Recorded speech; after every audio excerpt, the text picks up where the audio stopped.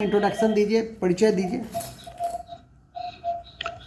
हाँ सर, वर्तमान समय में मैं आकाशवाणी कुरुक्षेत्र में प्रोग्राम ऑफिसर के तौर पर पिछले 6 वर्ष से कार्य कर रहा हूँ।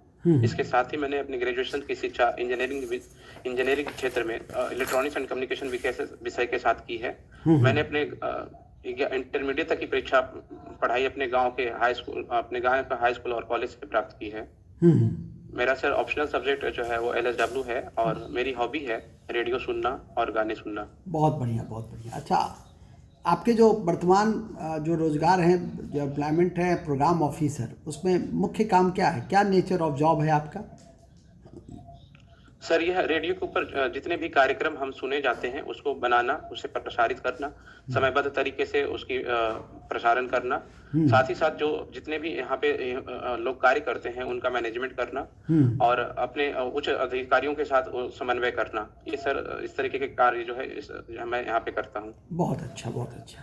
अच्छा, इलेक्ट्रॉनिक्स तो आपका BPSC में था नहीं, तो आपने वैकल्पिक विषय के रूप में LSW लिया। क्या वजह थी LSW लेने की? पीछे की वजह क्या थी? सर मैं जब रेडियो पे कार्य कर रहा था तो मुझे एक कार्यक्रम प्रसारण करने का मौका दिया गया अपने अधिकारियों के द्वारा। वह था सर श्रमिक मंच, जो श्रमिकों के हितों की रक्षा, उनकी जानकारी, इन चीजों से जुड़ा हुआ था। इस दौरान सर मैंने 3 साल इस कार्यक्रम को चलाया और अलग अलग लोगों से मिलने का मौका मिला। जब मैं उनकी समस्याओं को देखा, जाना और उनके बारे में जाना तो कहीं ना कहीं ये सब्जेक्ट जो है वो मुझे प्रेरित किया। और साथ ही साथ एक और बात ये समझ में आई सर कि किसी भी समाज में 3 मुख्य बातें हैं: स्वास्थ्य, शिक्षा, कृषि और श्रम। बहुत बढ़िया। तो सर शिक्षा से तो मैं जुड़ा ही हूँ, श्रम से अगर मैं जुड़ जाता तो कहीं ना कहीं बेहतर होता। मैंने इसी उद्देश्य को देखते हुए जो LSW का चयन किया। अच्छा, आप हरियाणा में अभी सेवा दे रहे हैं और बिहार आपकी कर्मभूमि है। हरियाणा की श्रमिक समस्या और बिहार की श्रमिक समस्या के बीच में क्या अंतर है? सर हरियाणा और बिहार जो है दोनों ही श्रमिक समस्याओं से ग्रसित हैं। अगर हम बिहार के श्रमिक हरियाणा आते हैं तो यहाँ के लोग विदेश को जाते हैं, वो ऑस्ट्रेलिया जाते हैं, कनाडा को जाते हैं। श्रम दोनों जगह ही लोग कर रहे हैं, बस दोनों के स्तर और पहुंच की बात है सर। चूंकि बिहार के श्रमिकों में इतनी जागरूकता, इतनी शिक्षा नहीं है कि वो IELTS या अन्य तरीके की एग्जाम दे पाते हैं और विदेश को जाएं, और साथ ही उनकी इतनी पहुंच और जानकारी भी नहीं है। जबकि अगर देखा जाए तो हरियाणा और नॉर्थ इंडिया में इस तरीके की चीजों की पहुंच ज्यादा है। और कोई वजह? कहा जाता है कि हरियाणा का जो उद्योग है, कहा जाता है हरियाणा का उद्योग बिहार के श्रमिक चला रहे हैं, तो क्या वहाँ श्रमिक कम है क्या, या न के बराबर है?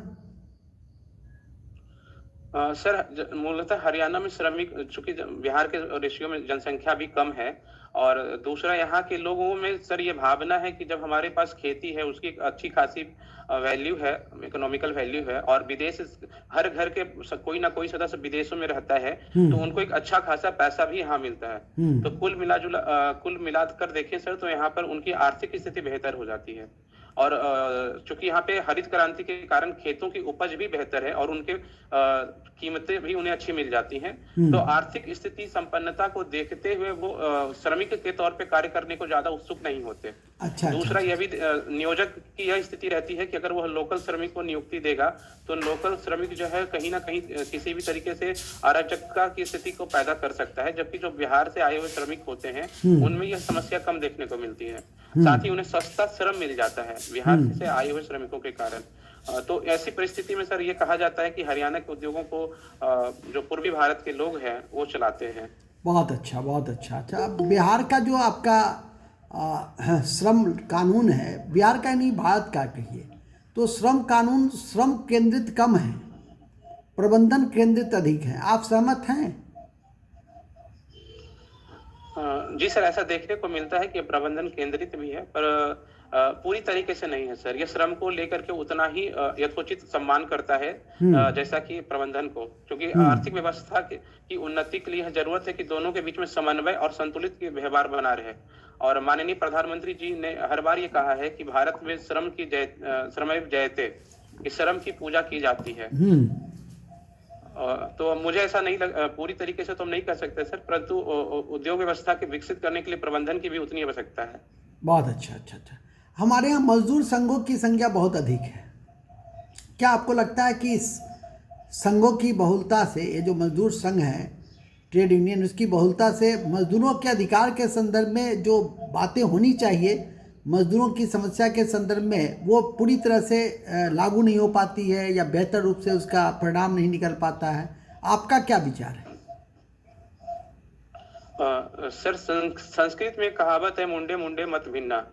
जितने लोग होते हैं उतनी मत होती है। तो मजदूरों में भी एक चीज देखने को मिलती है कि एक ही नियोजक के अंतर्गत बहुत सारे लोग अलग अलग मतों को लेकर के अपना संघ बना लेते हैं, और इसके कारण उनका साझा हित जो है वो कमजोर दिखता पड़ता है।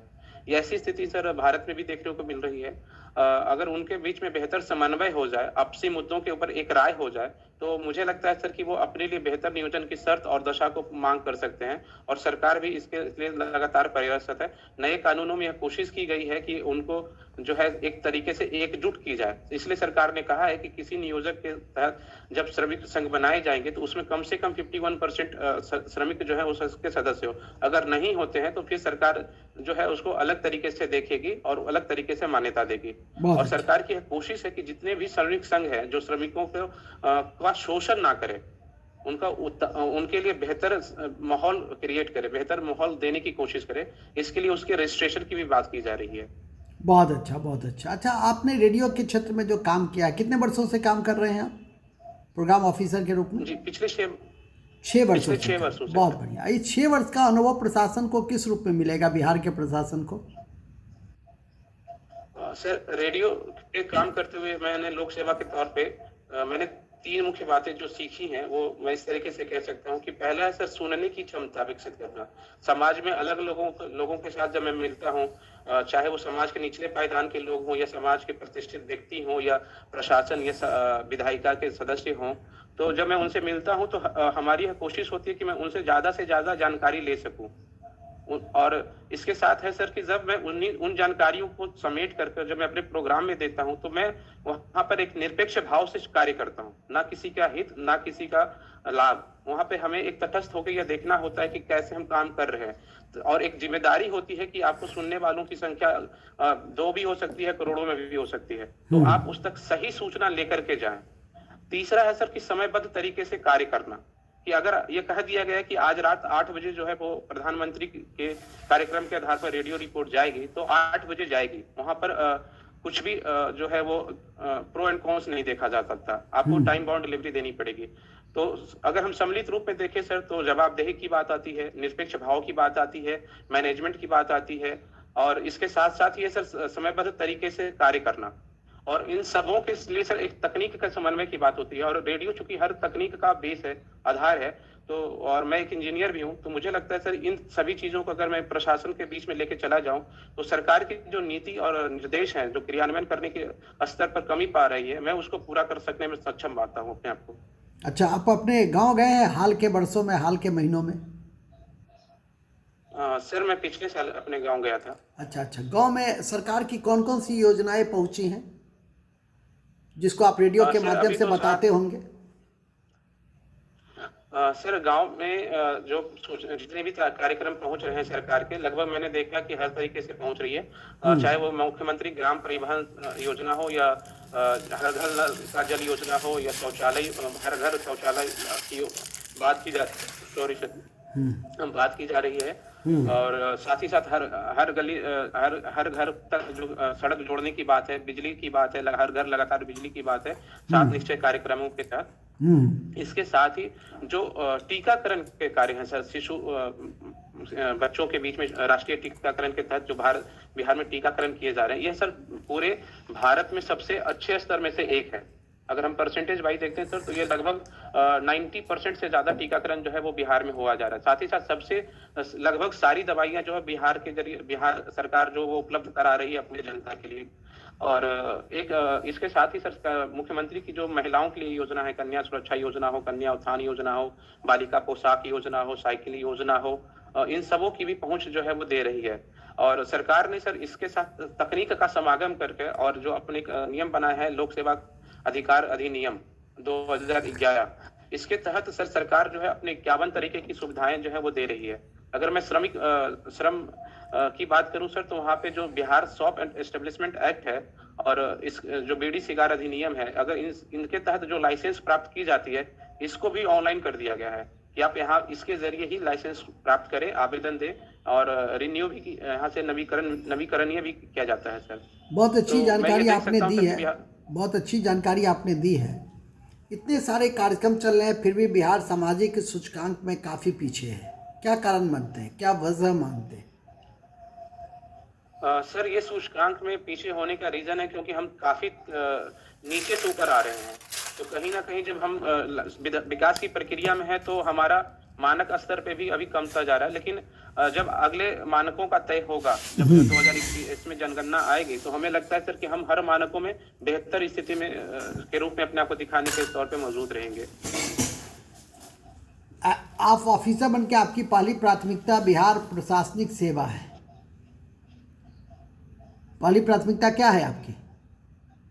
प्रशासनिक सेवा सर, बिहार प्रशासनिक सेवा। प्रशासनिक सेवा। तो प्रशासनिक सेवक बनकर आप उस सूचकांक में कोई ऐसा नवाचार अपनाएंगे जिससे कि सूचकांक में वृद्धि हो सके अपने स्तर से? जी सर, जी सर, मेरी कोशिश ये होगी कि मैं तकनीक के माध्यम से जितनी भी सरकार की सेवाएं हैं उसे मैं लक्षित व्यक्ति तक जितनी जल्द समयबद्ध तरीके से पहुंचा सकूं।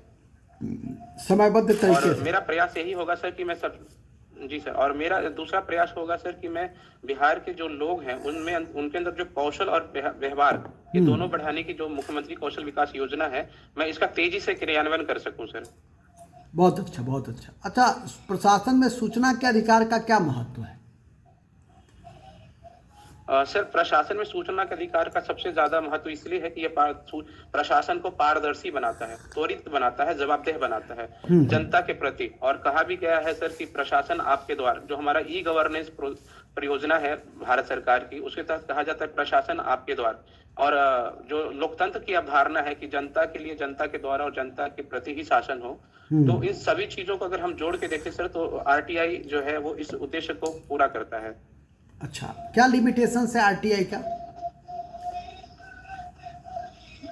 इसकी सीमाएं सर क्या है? लिमिटेशंस तो कुछ सर, इसकी सीमाएं के तौर पर हम देखते हैं कि जब किसी भी इंफॉर्मेशन की अनुपलब्धता हो पाती है, तो या सरकार नहीं देना चाहती है, तो प्रशासन या सरकार यह कहती है कि यह निजता के परिभाषा के तहत आता है। पर इसके लेकर के माननीय सुप्रीम कोर्ट ने और विधायिक स्तर पर भी हर तरीके के कार्य किए जा रहे हैं कि जनता को ज्यादा से ज्यादा सूचना दी जाए। सरकार की भी यह कोशिश है, चाहे वो पोर्टल हो, ऐप हो या वेबसाइट हो या जन जागरूकता के माध्यम से हो, सरकार यह खुद कोशिश करती है कि लोगों के पास ज्यादा से ज्यादा सूचनाएं पहुंचे। अच्छा, और अच्छा, दूसरा अच्छा, सर एक चीज लगता है कि हाँ तकनीकी स्तर पे लोग, हाँ, बोलिए बोलिए बोलिए। चूंकि लोग सूचना के लिए पोस्ट ऑफिस नहीं जाना चाहते, बदलते दौर में तकनीक का इस्तेमाल करना चाहते हैं, और सरकार इसके लिए ऑनलाइन आरटीआई जो है, ऑनलाइन आरटीआई की वेबसाइट दे चुकी है। और सर ये एक सुखद बात है कि बिहार सबसे पहला राज्य है पूरे भारत में जिसने आईसीटी के जरिए आरटीआई की जानकारी देने की पहल की 2007 में, और आज भी सर जानकारी पोर्टल के माध्यम से बिहार सबसे पहले जानकारी दे रहा है। बहुत अच्छा, बहुत अच्छा। अच्छा, इतने सारे प्रयास हो रहे हैं विभिन्न राज्यों में, बिहार में तो कुछ विशेष हो रहे हैं, लेकिन पूरे देश में आरटीआई के मामले बहुत अधिक हैं। 2 लाख से अधिक मामले आरटीआई के लंबित हैं, क्या कारण आप मानते हैं? सर आरटीआई के मसलों में जो लंबित है उसमें 3-4 मुख्य कारण हैं। एक, जो चूंकि जहां से आरटीआई मांगी जाती है, कई बार ऐसा देखने को मिलता है कि वो बृहद स्तर पे सूचनाएं मांग लेते हैं, तो उन सूचनाओं को इकट्ठा करने में समय लग जाता है। और कभी कभी ऐसा भी देखने को मिला है कि ऐसी सूचनाएं मांगी जाती हैं जिनके फाइल काफी पुराने हैं और उनकी उपलब्धता नहीं बन पाती है। दूसरा है सर कि चूंकि तकनीक का इस्तेमाल पहले बहुत तेजी से नहीं किया गया, और सरकार को जब ये समस्याएं देखने को मिली कि इसका निदान जो हम तकनीक के आधार पर कर सकते हैं, तो तकनीक का सही तरीके से इस्तेमाल ना होना सर। और तीसरा सर, कहीं ना कहीं जन जागरूकता के बीच में यह है कि जब लोगों को यह अधिकार मिला, तो कुछ लोगों ने इसे एक जीविका का साधन बना लिया। कुछ लोगों के अंदर यह अपने आप को एक रोल मॉडल स्थापित करने की भी स्थिति देखने को मिली है, और उसके जरिए वो तमाम ऐसी सूचनाएं मांग लेते हैं जिसका जन उपयोगी में कोई संबंध नहीं है। तो ऐसी सूचनाओं के कारण, ऐसी सूचनाओं की मांग के कारण सर इस अच्छी प्रणाली के ऊपर दबाव बढ़ता है। बहुत अच्छा, बहुत अच्छा। अच्छा, हाल में इसमें संशोधन किए गए हैं आरटीआई एक्ट में, किन बिंदुओं पे संशोधन हुए हैं? सर अभी हाल में जो मुख्य न्यायालय है उनके कार्यालय को इसके अंतर्गत शामिल कर लिया गया है और यह दिल्ली उच्च न्यायालय के एक आदेश के ऊपर किया गया था। बहुत अच्छा। साथ ही साथ कोशिश ये की जा रही है कि जो हाँ बोलिए बोलिए। हाँ बोलिए सर बोलिए। साथ ही साथ कोशिश ये की जा रही है कि साथ ही साथ ये कोशिश की जा रही है कि आरटीआई के तहत जो चीफ इंफॉर्मेशन ऑफिसर है, मुख्य सूचना आयुक्त होते हैं, उनको और अधिक अधिकार दिया जाए ताकि वो सूचना के जो अधिकार है उसका लाभान्वित जो है वो जनता तक डायरेक्ट सीधे तौर पे पहुंच पाए। हमारी अंतिम क्वेश्चन है, आपके इलेक्ट्रॉनिक्स इंजीनियरिंग ने श्रम को हरास किया है, क्या आप सहमत हैं?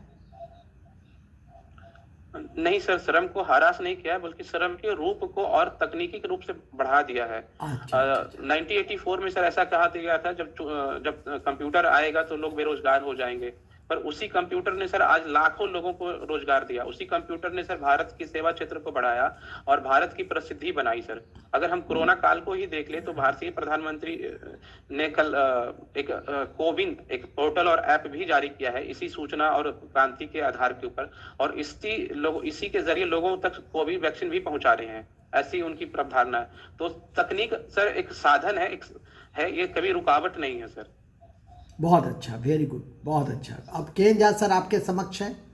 के झा सर आपसे बात करना चाहेंगे। के झा सर, राष्ट्रीय अंतर्राष्ट्रीय इशू पर के झा सर दिल्ली से जुड़ रहे हैं।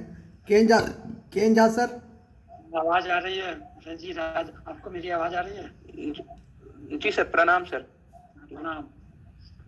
पहले मैं जरा आपसे कुछ एक आध संविधान से संबंधित सवाल पूछूं।